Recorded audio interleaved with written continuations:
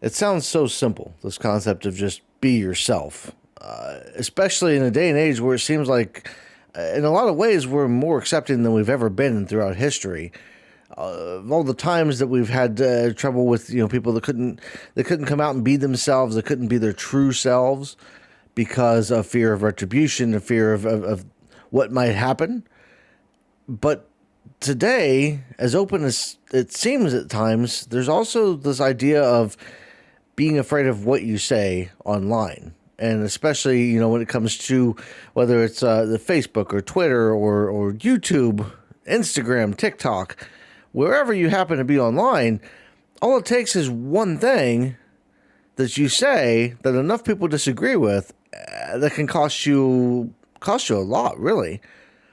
So let's talk about this concept of being yourself and what that means and how you can really be yourself in 2024. Now, before you say it, yes, I am all over the place with topics. That's what you get when you come to my channel. It's a lot of different things. I like to talk about a lot of different things and things that just kind of come to mind and things that are bothering me. And this is one of those topics that I've thought about in different ways ever since I started my YouTube channel. Because back then when I was doing photography stuff, and I enjoyed the photography videos that I was making, and I still enjoy photography. It's a hobby that I love dearly. But it's another one of those things where I was careful about what I was saying and what the topics I would cover and how I would cover those topics. On the one hand, I wanted to be kind of controversial in some ways for certain things. Like, one of the first cemetery chats that I did when I kind of opened up my channel a little bit was talking about the existence of ghosts. And there was a title, it was Ghosts Are Not Real, was the title of it. And that was a very provocative title, and it got some attention. It got some backlash from people who disagreed as well. And it was one of those things that I didn't mind that at the time, but I also had a lot of opinions, a lot of things that were more in the political and religious sphere that I was afraid of what to say and how to say it. And a big part of that is because as we've become more accepting over time, right? It used to be, and it still is in some ways in the United States especially, but in places around the world, coming out of the closet as gay or LGBTQ in any way, shape, or form, in some places that can be a death sentence. In some places in the U.S. still, that can be your family will disown you. They will shun you, And for me, while I'm not a part of that community, I consider myself an ally in a lot of ways, as far as I believe everybody should be treated equally. And I believe that you shouldn't be judged and you shouldn't be hated just for being who you are. Everybody should have the same opportunities, the same rights, the same, everybody should be held equally in the eyes of the law and in the eyes of just in general. And that was one of the things that really kind of pushed me against religion in a lot of ways. When I came out as an atheist, I had people that just stopped talking to me because, it's something that if you don't identify with that religious group, if you don't identify with whatever community you're in, you can kind of wind up being shunned or pushed away. We see that a lot of times with religious or political ideologies, but we also see that in a lot of ways in just opinions nowadays. It feels like you share an opinion online, and no matter what opinion you share, every single opinion is always up for possibly being the thing that gets you in trouble later on down the road. It could be the thing that gets you share opinion online today, and 2 or 3 years from now, all of a sudden that thing becomes controversial, and you resurface with your opinion, and all of a sudden people want to cancel you, as they say.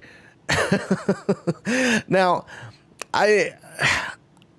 cancel culture is one of those things that is kind of heavily debated for what it has become, what it is, the idea behind it. I think initially the concept of it, there are some people that while I believe in free speech and I don't believe that people should be thrown in jail for their speech, I do believe that as a society we should shun certain viewpoints. Anti-humanist viewpoints, people who are against the well-being of humankind in general. Racists come to mind. We should shun those people. if you are if you're bigoted against a particular group, if you're sexist, if you're racist, if you're anti-LGBTQ, like these, we should shun those people and say, you know what? We don't want your opinions in society. We don't want you are not welcome in our sphere. And I think that is something that became controversial because we started using it in a lot of ways for things that don't really matter that much. And everything is cancelable now. Any opinion you might have, if it becomes unpopular in the future, whatever that may be, you get in trouble for it. And so being yourself, especially online and especially when that sense of self goes against what whatever community you're in deems as acceptable, well, that becomes kind of a problem. And it's always been a problem. So I finished a sociology class recently. One of the classes that I had to do as part of my degree program was sociology. And I've always really enjoyed sociology. I've enjoyed the psychology, even though it's a soft science, and I think that there's a lot of flaws in the methodologies and stuff like that for some of the experiments and whatnot. I still enjoy the idea and then the trying to understand and figure out societies and people. And sociology in particular is about groups, and it's about how different groups, whether it's within, like you could take a community, a small community within a state, within a country, and you could look at how that group works amongst itself. You could look at how the bigger group works, how the whole of the United States works, especially a year like right now, what we have with the presidential election is probably a sociologist's dream to watch, because you kind of see this dynamic playing out with the in-groups and the out-groups and how people perceive each other. We've got this us against them mentality very, very heavily. I've noticed that when it comes to, you have Trump supporters and then you have Biden supporters, and if you're not on one of those two sides, both sides look at you as evil. You're either with us or against us. And to me, that's not the best way to look at it. Because it doesn't allow room for people to have their beliefs and be who they are, because it kind of throws into question, like, to be a part of the group, you have to accept our methodology, our ideas. Otherwise, you're not a part of our group. And everybody wants to fit in and be a part of a group, right? That's important to us as a social species.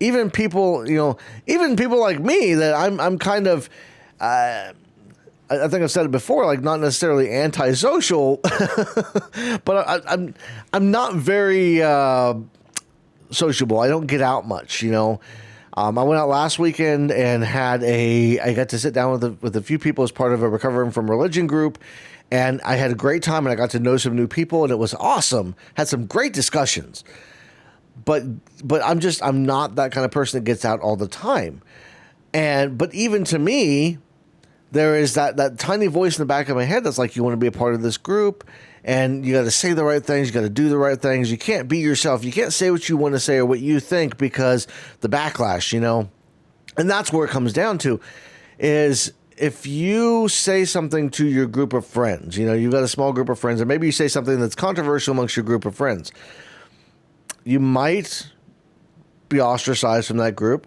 They might just kind of accept your opinion as being different. Depends on depends on the group dynamic, and it depends on a lot of different things, what the opinion is and that kind of stuff.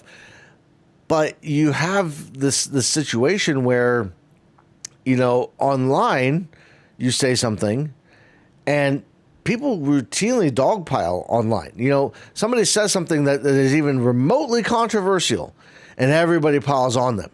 It becomes the hip thing to do. You see videos made, reaction channels on YouTube, and people that just go nuts for this stuff. And they'll dig in their claws and they'll go after. Really what sparked this kind of video, and what I was thinking about this, actually, funnily enough, had to do with writing. I was reading a Reddit post from somebody who had it was an author. They said they're an author. I don't know the whole background between everybody that was involved, but somebody who said they were an author that had commented on another author's post on Facebook saying that their title was AI, and so their book must be AI generated.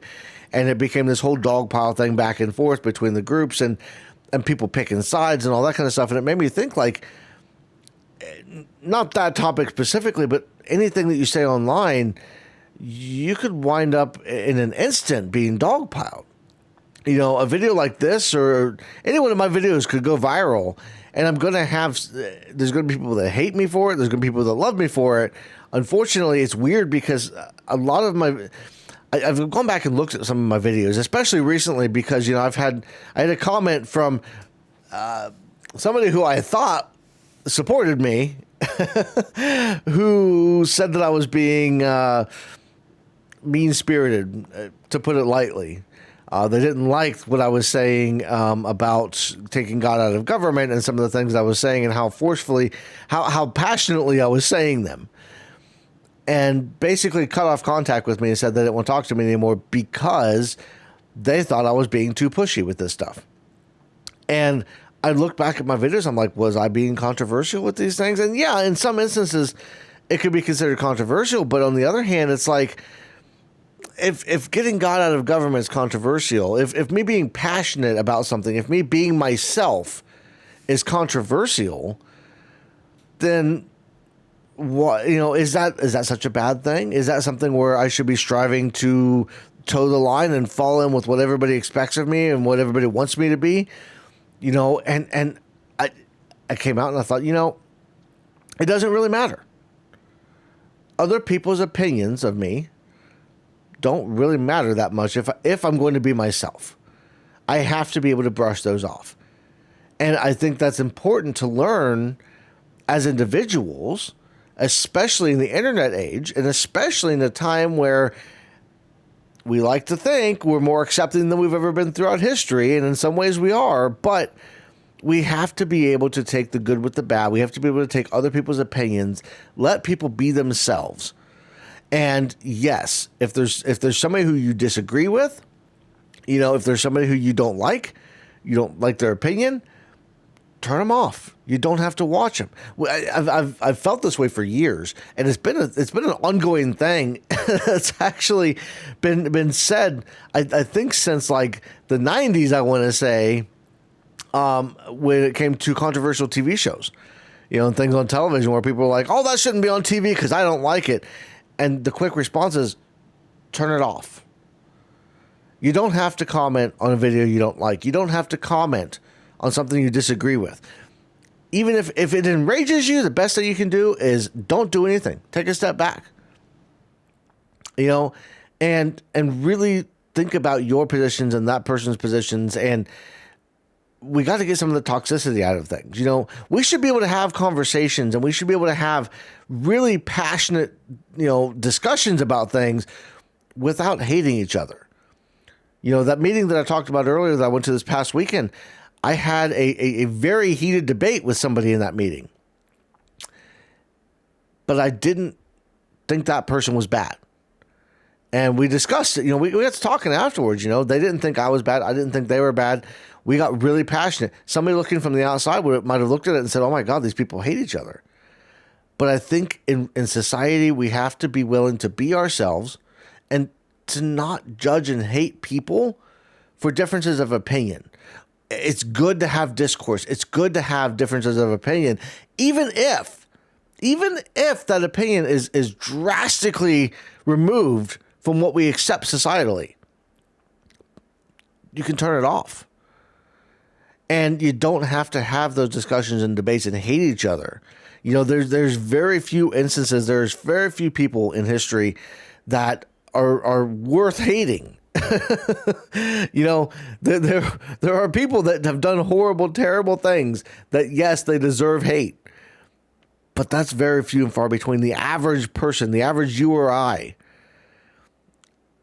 we're all going to have our own separate opinions. We don't have the power. So the way that we have power, especially in an age of social media like this, the way that we take back some of that power and feel like we have something is to sit down and make videos like this and to sit down and share our opinions in a space online. And online, realistically, yeah, it's easy for most people to hide behind a keyboard and say hateful, hurtful things. But we need to stop doing that. because you should be able to be yourself at the end of the day and not have to worry about being hated for who you are. And, I'm going to make another video at some point talking about how you can separate who you are from what you believe, because I think that's super important as well. But you have to sit down, you have to think about, who am I? What do I stand for? What do I believe in? And do those beliefs really match with reality?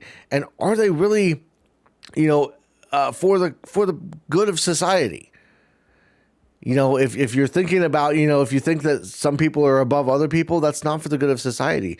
If you are hating people for who they are, that's not for the good of society. And that's something that we really need to think about and focus on as a group, so that we can get better and get to a place where we're better off 10, 15 years from now than we are today.